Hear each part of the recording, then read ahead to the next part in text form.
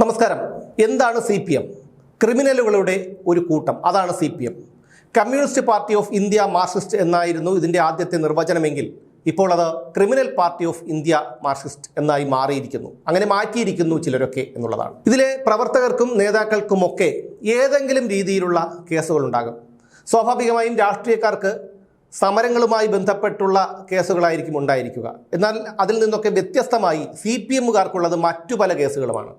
മുതിർന്ന നേതാക്കൾക്ക് അഴിമതി, മാസപ്പടി, അങ്ങനെയുള്ള വിഷയങ്ങൾ.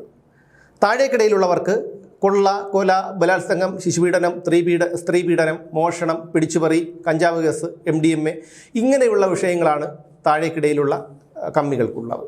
ഇതിൻ്റെ ഉദാഹരണം, വണ്ടിപ്പെരിയാറിൽ ഒരു 6 വയസ്സുകാരിയെ പീഡിപ്പിച്ച് കൊലപ്പെടുത്തിയ ഒരു സംഭവത്തിൽ അർജുൻ എന്ന DYFI നേതാവിനെയാണ് പോലീസ് അറസ്റ്റ് ചെയ്തത്. അയാൾ ജയിലിൽ കിടന്നു. പിന്നീട് കോടതി അയാളെ വെറുതെ വിട്ടു. അതൊക്കെ മറ്റൊരു കാര്യം. നിതിൻ പുല്ലൻ SFI നേതാവായിരുന്നു. ചാലക്കുടിയിൽ പൊതുനിരത്തിൽ വെച്ച് പോലീസ് വാഹനം തല്ലി തകർത്തു. കാപ്പ ചുമത്തപ്പെട്ട് നാടുകടത്തി. പിന്നീട് അയാൾ ഇപ്പോൾ ചാലക്കുടി നഗരസഭയിൽ മത്സരിച്ച് അവിടുത്തെ കൗൺസിലറാണ്. PM മാർഷോ 2 വധശ്രമം ഉൾപ്പെടെ 42ഓളം ക്രിമിനൽ കേസുകളിലെ പ്രതിയായ വിദ്യാർത്ഥി സംഘടനയുടെ സംസ്ഥാന അധ്യക്ഷനായിരുന്നു അദ്ദേഹം. വിദ്യാവിജയൻ SFI പ്രവർത്തകയായിരുന്നു. വ്യാജ പ്രവൃത്തി പരിചയ സർട്ടിഫിക്കറ്റ് ഉപയോഗിച്ച് ജോലിക്ക് കയറാൻ ശ്രമിച്ച് പിടിക്കപ്പെട്ടു, ജയിലിലായി.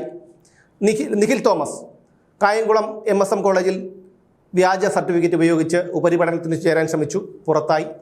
ശിവരഞ്ജിത്ത്, നസീം, അങ്ങനെ ആകാശ്, അങ്ങനെ കുറച്ച് പേർ, അവരൊക്കെ ചോദ്യപേപ്പർ ചോർച്ച കേസിൽ പ്രതികളാണ്. പിന്നെ സിദ്ധാർത്ഥനെ കൊലപ്പെടുത്തിയ കേസിലെ പ്രതികൾ SFIക്കാരാണ്. അങ്ങനെ നിരവധി കേസുകളിലെ പ്രതികളാണ് ഈ പറയുന്ന പാർട്ടിയിലുള്ളവരൊക്കെ.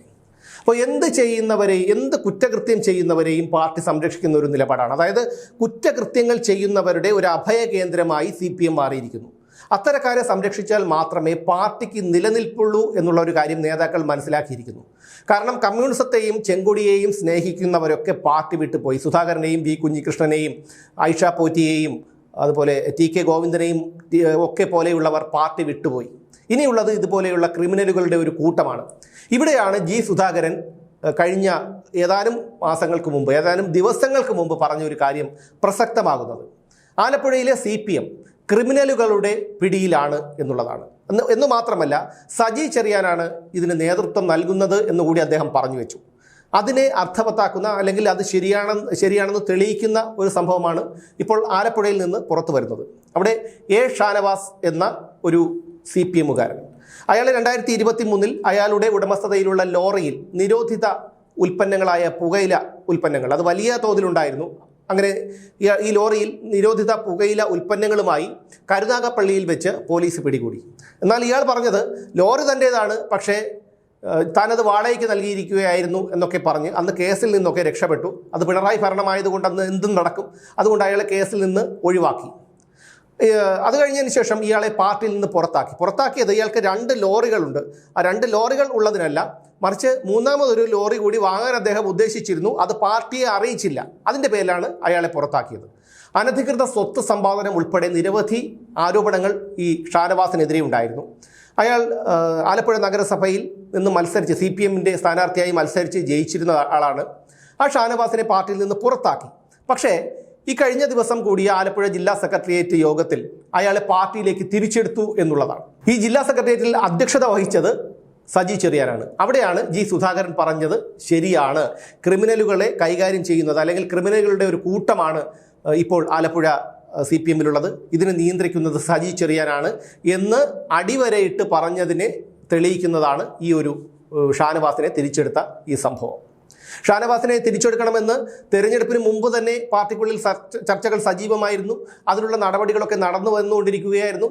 അപ്പോഴാണത് തെരഞ്ഞെടുപ്പ് അടുക്കാൻ പോവുകയാണ്, അത് വിവാദങ്ങൾ ക്ഷണിച്ചു വരുത്തും എന്ന് കരുതി അയാളെ തൽക്കാലത്തേക്ക് അത് മരവിപ്പിച്ച് വെച്ചിരിക്കുകയായിരുന്നു. പക്ഷേ അപ്പോഴും ഷാനവാസ് പാർട്ടിയോടൊപ്പം ചേർന്ന് പ്രവർത്തിച്ചിരുന്നു. ഔദ്യോഗികമായി അയാളെ പാർട്ടിയിലേക്ക് തിരിച്ചെടുത്തിട്ടില്ല എന്നേ ഉണ്ടായിരുന്നുള്ളൂ. പക്ഷേ തെരഞ്ഞെടുപ്പ് കഴിഞ്ഞ് പരാജയം ഉറപ്പിച്ച് തെരഞ്ഞെടുപ്പ് ഫലം പുറത്തു വരാനിരിക്കുന്നതോടെ ഷാനവാസിനെ ഇന്നലെ ജില്ലാ സെക്രട്ടേറിയറ്റ് തീരുമാനിച്ച് അയാളെ തിരിച്ചെടുത്തിരിക്കുന്നു എന്നുള്ളതാണ്. അപ്പോൾ ഇതിൽ നിന്ന് നമുക്ക് മനസ്സിലാക്കാൻ കഴിയുന്നത് ക്രിമിനലുകൾ മാത്രമാണ് ഈ പാർട്ടിയിലുള്ളത് എന്നാണ്. അല്പം സുധാകരനെ പോലെയുള്ള, കുഞ്ഞികൃഷ്ണനെ പോലെയുള്ള, ആയിഷ പോറ്റിയെ പോലെയുള്ള, TK ഗോവിന്ദനെ പോലെയുള്ള ആൾക്കാർക്ക് ഒരിക്കലും ഇതൊന്നും ഉൾക്കൊള്ളാൻ കഴിയുന്ന ഒരു കാര്യമല്ല. അവരെപ്പോഴും പ്രസ്ഥാനത്തെ സ്നേഹിച്ചിരുന്നവരാണ്. ഒരു അല്പം സാമാന്യ മര്യാദയെങ്കിലും നമുക്കുണ്ടായിരിക്കണം. ആ സാമാന്യ മര്യാദ പോലും നമുക്ക് കിട്ടാതെ വരുമ്പോഴാണ്, അല്ലെങ്കിൽ അതുപോലും ഈ പാർട്ടിയിൽ നേതാക്കളും അണികളും പാലിക്കാതെ വരുമ്പോഴാണ് ഈ പലരും പാർട്ടി വിട്ടു പോകാൻ നിർബന്ധിതരാകുന്നത്. പക്ഷേ ഇപ്പോൾ അതല്ല, പാർട്ടി ക്രിമിനലുകളുടെ ഒരു കൂട്ടമാണ്. എത്രയോ പീഡന കേസുകളുണ്ടായി. മുഖ്യമന്ത്രിയുടെ പൊളിറ്റിക്കൽ സെക്രട്ടറിയായ P. ശശി പീഡന കേസുകളിൽപ്പെട്ട് പാർട്ടിയിൽ നിന്ന് പുറത്തായ ആളാണ്. എല്ലാ ചട്ടങ്ങളെയും മറികടന്നുകൊണ്ടാണ് അയാളെ പാർട്ടിയിലേക്ക് തിരിച്ചെടുത്ത് മുഖ്യമന്ത്രിയുടെ പൊളിറ്റിക്കൽ സെക്രട്ടറിയായി പിണറായി വിജയൻ അവരോധിച്ചത്. PK ശശി പാർട്ടിയോടൊപ്പം ഉണ്ടായിരുന്നപ്പോൾ പീഡന കേസ് ആരോപണങ്ങൾ അയാൾക്കെതിരെ ഉണ്ടായിരുന്നു. കൊല്ലം MLA മുകേഷ് പീഡനക്കേസിലെ ബലാത്സംഗ കേസിലെ പ്രതിയാണ്. PTK മുഹമ്മദ് ഇടതുപക്ഷ സഹയാത്രികൻ, അയാൾ ബലാത്സംഗ കേസിലെ പ്രതിയാണ്. സംവിധായകൻ രഞ്ജിത്ത് ബലാത്സംഗ കേസിലെ പ്രതിയാണ്. അത് ഒന്നിലേറെ കേസുകൾ അയാൾക്കെതിരെ ഉണ്ടായി. അന്ന് പിണറായി പോലീസ് ആയതുകൊണ്ട് അയാളെ അറസ്റ്റ് ചെയ്തില്ല. അതിനുശേഷം തെരഞ്ഞെടുപ്പ് പെരുമാറ്റച്ചട്ടം നിലവിൽ വന്നതിന് ശേഷമാണ്, പോലീസ് സംവിധാനം പിണറായിയുടെ നിയന്ത്രണത്തിൽ നിന്ന് പോയതിനു ശേഷമാണ് രഞ്ജിത്തിനെ അറസ്റ്റ് ചെയ്തത്. അയാൾ ജയിലിലൊക്കെ കിടന്നു. സംവിധായകൻ കമൽ, അയാൾക്കെതിരെയും പോക്സോ ഒരു പരാതി നിലവിൽ വന്നു. പക്ഷേ അതൊക്കെ ഒതുക്കി തീർത്തു. അങ്ങനെ നിരവധി ആരോപണങ്ങളല്ല, പരാതികളാണ്, വ്യക്തമായിട്ടുള്ള തെളിവുകളോടെയുള്ള പരാതികളാണ് CPMന്റെ നേതാക്കൾക്കെതിരെയൊക്കെ ഉയർന്നു വന്നത്. ഇവിടെ തിരുവനന്തപുരം ജില്ലയിൽ തന്നെ മലയൻകീഴിൽ ഒരു DYFI നേതാവ്, അയാൾ പെൺകുട്ടികൾക്ക്, സ്കൂളിൽ പഠിക്കുന്ന പെൺകുട്ടികൾക്ക് വരെ ഇത്തരത്തിൽ മയക്കുമരുന്ന് കൊടുക്കുന്നതുമായി ബന്ധപ്പെട്ട് ഒരു 2 വർഷം മുമ്പ് അയാളെ പോലീസ് അറസ്റ്റ് ചെയ്തിരുന്നു. അയാളുടെ മൊബൈൽ ഫോൺ പരിശോധിച്ച പോലീസുകാർ പോലും ഞെട്ടിപ്പോയി എന്നാണ് മാധ്യമങ്ങളിൽ വന്ന വാർത്ത. അതായത് പാർട്ടിയിലെ വനിതാ പ്രവർത്തകരും ഈ സ്കൂളിൽ പഠിക്കുന്ന പ്രായപൂർത്തിയാകാത്ത പെൺകുട്ടികളും ഉൾപ്പെടെയുള്ളവരുമായി ശാരീരിക വീഴ്ചയിൽ ഏർപ്പെടുന്നതിൻ്റെയും മയക്കുമരുന്ന് ഉപയോഗിക്കുന്നതിൻ്റെയും ഒക്കെ ദൃശ്യങ്ങൾ ആ മൊബൈൽ ഫോണിൽ ഉണ്ടായിരുന്നു എന്നാണ് പുറത്തു വന്ന വിവരം. അയാളെ പാർട്ടിയിൽ നിന്ന് പുറത്താക്കി. ഇപ്പോഴുള്ള അവസ്ഥ എന്താണെന്ന് അറിയില്ല. അപ്പോൾ ഇത്തരത്തിൽ ഒരു ക്രിമിനലുകളുടെ ഒരു കൂട്ടമായി പാർട്ടി അധപതിച്ചിരിക്കുന്നു. ഗുണ്ടുകാട് സാബു, മരട് അനീഷ്, തമ്മനം ഷാജി, പുത്തൻപാലം രാജേഷ്, ഇങ്ങനെ നിരവധി ക്രിമിനലുകളുണ്ട്. അവരോടൊപ്പം ഒരു വലിയ സംഘം അനുയായികളുമുണ്ട്. അതൊക്കെ നിയമവിരുദ്ധമായി പ്രവർത്തിക്കുന്ന സംഘങ്ങളാണ്. എന്നാൽ ഇപ്പോൾ CPM നിയമവിധേയമായി പ്രവർത്തിക്കുന്ന ഒരു രാഷ്ട്രീയ പാർട്ടിയാണ്. അവിടെയും സ്ഥിതി വ്യത്യസ്തമല്ല എന്നുള്ളതാണ്. ഇത്തരത്തിൽ എന്തും ചെയ്യാൻ മടിയില്ലാത്ത, എന്തു ചെയ്താലും പാർട്ടി സംരക്ഷിക്കുമെന്നുള്ള ഒരു ബോധ്യമാണ് ഇവരെയൊക്കെ നയിക്കുന്നത്. ഇത് എവിടെ കൊണ്ട് എത്തിക്കും എന്നുള്ളതാണ് നമുക്ക് ചിന്തിക്കേണ്ട വിഷയം. എന്തായാലും പാർട്ടി തകർന്നു തരിപ്പണമായിരിക്കുന്നു. ബംഗാളിലും സംഭവിച്ചത് ഇതുതന്നെയാണ്. പ്രതിപക്ഷത്തെയും വിമർശിക്കുന്നവരെയും മാധ്യമപ്രവർത്തകരെയും എല്ലാവരെയും കൈകാര്യം ചെയ്യുന്ന ഒരു രീതിയാണ് ബംഗാളിൽ CPMകാർ അവലംബിച്ചിരുന്നത്. അതിനുശേഷം ബംഗാളിൽ എന്ത് സംഭവിച്ചു എന്നുള്ളത് നമ്മളൊക്കെ കണ്ടതാണ്. ആ ഒരു അവസ്ഥ കേരളത്തിലെ അന്തം കമ്മികളെയും കാത്തിരിക്കുന്നുണ്ട്. എന്തായാലും ഈ ഷാനവാസിനെ പോലെയുള്ളവരെ തിരിച്ചെടുക്കുന്നതിലൂടെ പാർട്ടി ലക്ഷ്യമിടുന്നത് അടുത്ത തവണ UDF അധികാരത്തിൽ വരും. എന്തായാലും ഭരണം നഷ്ടപ്പെടും. അപ്പോൾ ഇനി ഇവരെയൊക്കെ കൈകാര്യം ചെയ്യണമെങ്കിൽ, അല്ലെങ്കിൽ ഭയപ്പെടുത്തി നിർത്തണമെങ്കിൽ ഇതുപോലെയുള്ള ക്രിമിനലുകൾ വേണം എന്നുള്ളതാണ്. ഒരാളുടെ കാര്യം കൂടി എടുത്ത് പറയാതെ വയ്യ.